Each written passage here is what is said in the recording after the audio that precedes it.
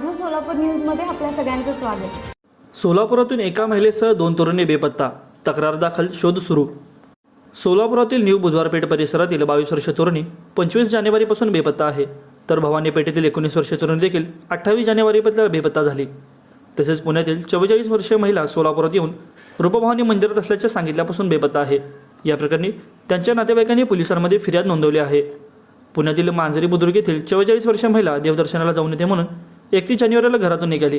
1 February सायंकाळी 5च्या सुमारास सोलापुरातील रूपभवानी मंदिरात असल्याचे त्या महिलेने कुटुंबियांना सांगितले। त्यानंतर ती महिला संपर्क क्षेत्राबाहेर झाली। या प्रकरणी त्या महिलेच्या कुटुंबियाने जोडभाईपेठ पोलिसांमध्ये फिर्याद दिली असून तर दुसरीकडे न्यू बुधवार पेठेतील 22 वर्षीय तरुणी 25 जानेवारीला सकाळी 9च्या सुमारास घरातून बाहेर पडली। त्यानंतर ती पुन्हा घरी आलीच नाही।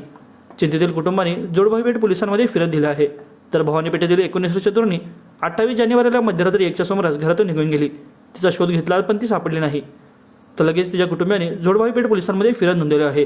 या तिन्ही घटनांबाबत पोलिसांनी गुन्हा नोंदवून घेतला असून त्यांचा शोध सुरू आहे।